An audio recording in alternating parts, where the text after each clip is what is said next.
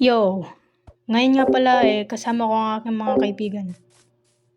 So, yeah, magsu-survival mode kami dito at tatry naming matapos itong Minecraft. At yun, maraming salamat. Let's start. Para naman sa una nating gagawin, kailangan natin kumuha ng puno upang mag-craft ng crafting table and gumawa ng mga tools. So, kumuha na nga ako ng mga puno dito. Pagkatapos ko nga palang kumuha nito, agad na agad akong kumuha ng mga gamit upang gumawa na nitong tools. So, kumuha na rin ako ng dito, ng stone. So, yeah.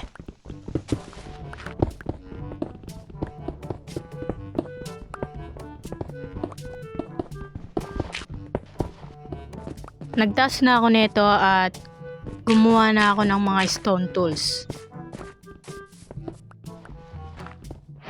At kumuha pa ako dito ng mga puno.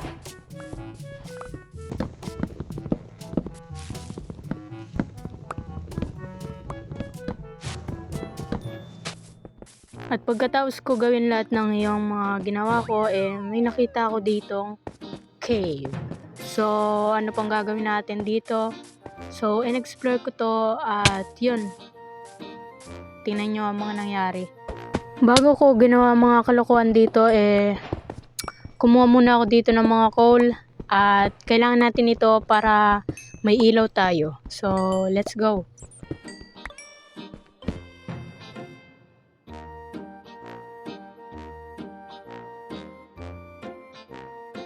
So yun, nag-explore na ako dito at ginawa ko na yung mga ginagawa ng mga pro. So nakakita pa ako dito ng iron. So ano pang gagawin natin? Di kunin na natin yan.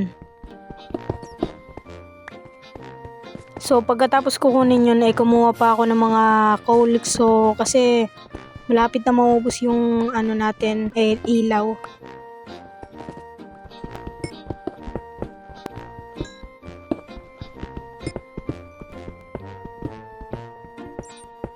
So pagkaubos nung ilaw ko, gumawa ulit ako ng torch. Ilaw, torch, pareho lang yan guys. So naganap ulit ako ng mga resources at nakakita ako ng puro iron.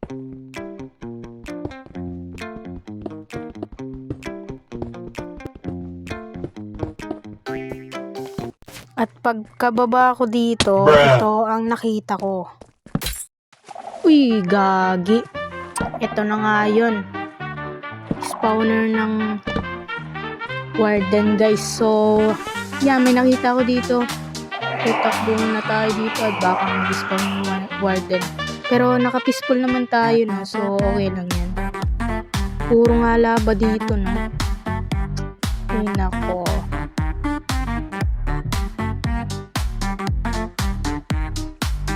So yan, punta muna tayo. Ay gagi, alis muna tayo dito guys. Naka-peaceful to guys. Sana hindi ako mamatay. Yes. Muntik na ako dun, gagi. Ingat din sa wakas. Buhay pa tayo, nice one. Taas tayo dito at baka may iron dito or kung anong makuha natin na resources para lumakas tayo, no? Yo, nice one. May iron na naman tayo guys. So, pwede na tayo yata makapag full set of iron dito. Gagi, andito pala yung isa nating kaibigan. No? Yeah. Masan daw yan. So, yeah. Taas na rin tayo yata. So, wala na tayong magawa dito. Tataas na sana ako or uuwi na sana ako pero may nakita akong iron. So, kunin na natin to.